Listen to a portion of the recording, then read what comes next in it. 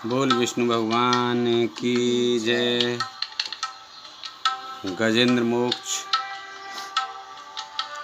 मुनि सुखदेव जी ने कहा कि हे राजन, जब गजेंद्र का शारीरिक बल क्षीण होने लगा तब उसने सूंड से सरोवर तट पर हुए कल्पवृक्ष को तोड़कर भगवान विष्णु को अर्पित कर आर्त भाव से उनकी स्तुति की। इस कृपा से वह स्तुति इस जन्म में भी उसे याद थी जो उसने पिछले जन्म में सीखी थी।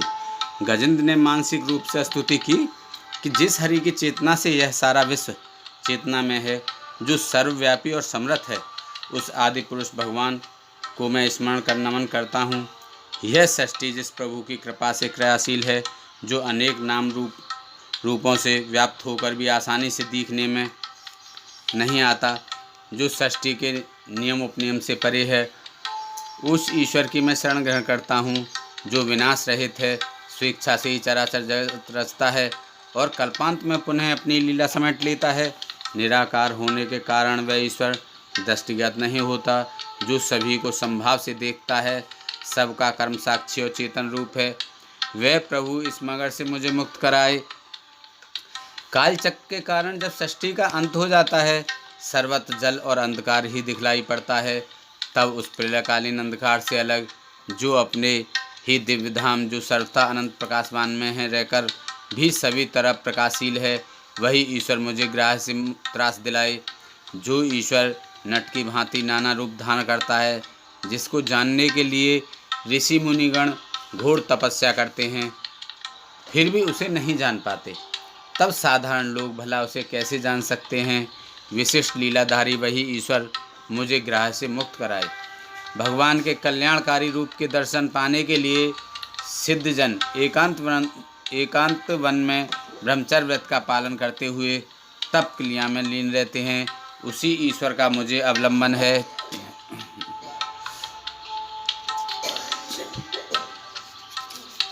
जो ईश्वर सामान्य प्राणियों की तरह कर्म बंधनों के कारण न जन्मता है और न मरता है, जो त्रिगुण रहित है, जिसका कोई आकार नहीं है और ना ही रूप रंग है, जो समय समय पर धर्म की स्थापना के लिए, सृष्टि निर्माण व विनाश के लिए अवतरित होता है, उस प्रभु को मैं नमस्कार करता हूँ।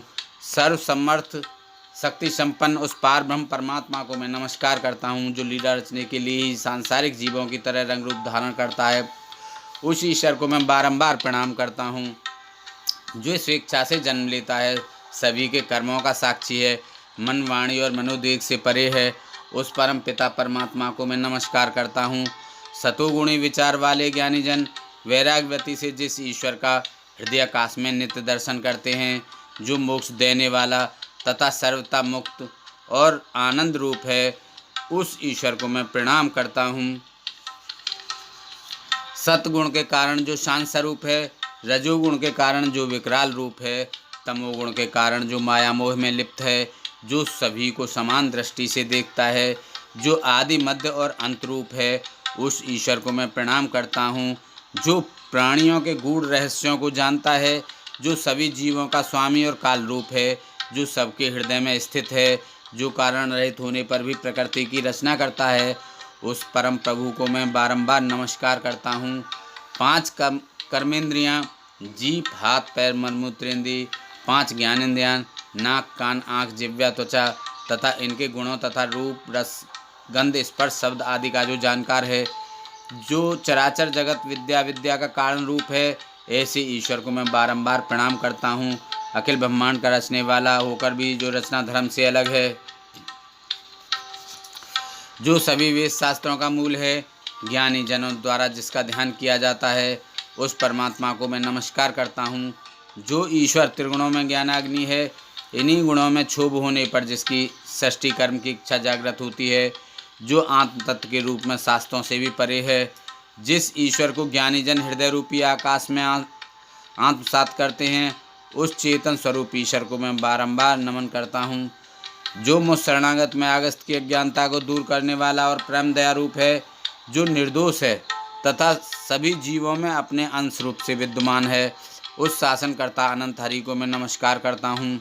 माया मोह में जकड़े हुए जीवों के लिए जो दुर्लभ है तथा वैरागी मोक्षार्थी जीवों के हृदय आकाश में सदैव विराजमान रहता है, उस ज्ञान मूर्ति ईश्वर को मैं बारंबार नमस्कार करता हूँ। जो निष्काम भाव से ईश्वर को भजते हैं उन्हें धन धर्म मोक्ष मनवांछित पदार्थ तो मिलते ही हैं, साथ ही दुर्लभ पदार्थ भी ईश्वर उन्हें बिना मांगे स्वेच्छा से दे देता है, यहाँ तक कि अपना पार्षद बनाकर अपने धाम में शरण भी देता है। ऐसा दया मूर्ति भगवान मुझे ग्रह के बंधन से मुक्त कराए।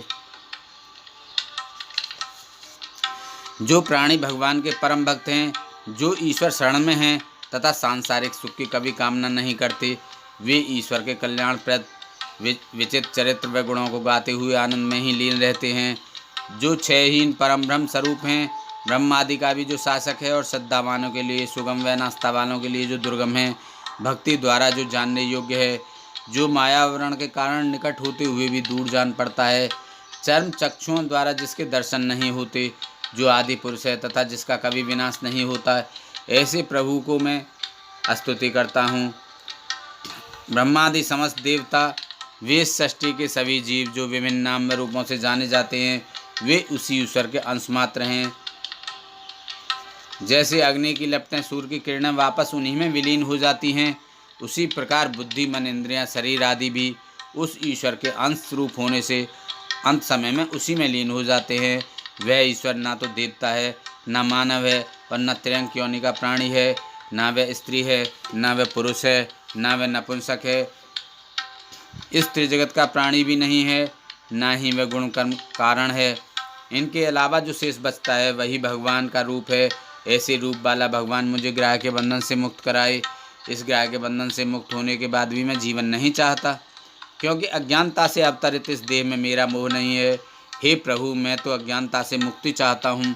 अज्ञानता से छुटकारा तभी मिल सकता है जब आत्मा का ज्ञान हो। यह भी आपकी ही कृपा से संभव है। मोक्ष का चाहने वाला मैं षष्ठी रचयिता, षष्ठी रूप, षष्ठी से पृथक, षष्ठी पालन करता, संहार करता, विश्वात्मा, अजन्मा, सूक्ष्म, अति सूक्ष्म उस श्रेष्ठ ईश्वर को प्रणाम करता हूँ। जो साधक जन योग साधना द्वारा अच्छे बुरे कर्मों को नष्ट किए हुए हैं, वही ईश्वर के सुस्वरूप के हृदय काश में अनुभूति करते हैं। उन योगेश्वर को मैं नमन करता हूँ।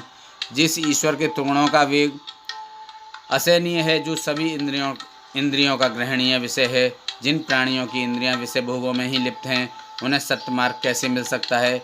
जो शरण में जाने पर ऐसे लोगों की रक्षा करता है जो सामर्थ्यवान हैं, उस ईश्वर को मैं नमस्कार करता हूँ।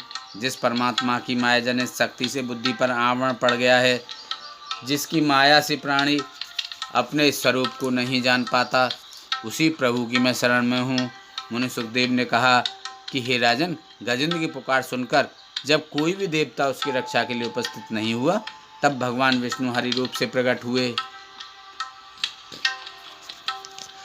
गजेंद्र को मगरमच्छ ग्रह के बंधन में फंसा देखकर और उसकी स्तुति सुनकर भगवान विष्णु अपने वाहन गरुड़ पर आरूढ़ होकर तुरंत उसके समीप उपस्थित हुए। सरोवर में महाबलशाली मगरमच्छ द्वारा ग्रस्त गजेंद्र ने जब आकाश मार्ग में भगवान विष्णु को गरुड़ पर आरूढ़ देखा, तो अपनी सूंड से उन्हें कमल पुष्प तोड़ भेंट कर नमस्कार किया।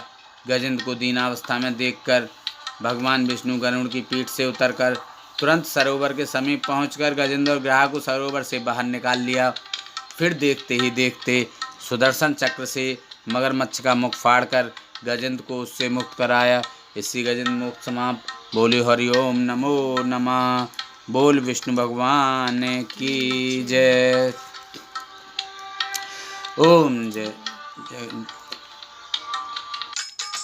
ओम जय जगदीश हरे स्वामी, जय जगदीश हरे।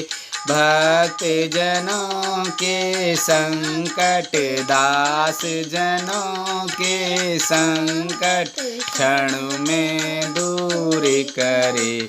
ओम जय जगदीश हरे। जो ध्यावे फल पावे, दुख बिन से मन का स्वामी, दुख बिन से मन का।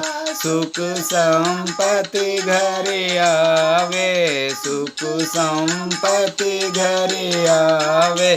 कष्ट मिटे तन का, ओम जय जगदीश हरे। माते पिता तुम मेरे, शरण गहूँ मैं किसकी, प्रभु शरण गहूँ मैं किसकी। तुम बिन और न दूजा, प्रभु बिन और न दूजा, आस करूं मैं जिसकी। ओम जय जगदीश हरे। तुम पूर्ण परमात्मा, तुम अंतर्यामी, स्वामी तुम अंतर्यामी। पार ब्रह्म परमेश्वर, पार ब्रह्म परमेश्वर, तुम सबके स्वामी। ओम जय जगदीश हरे।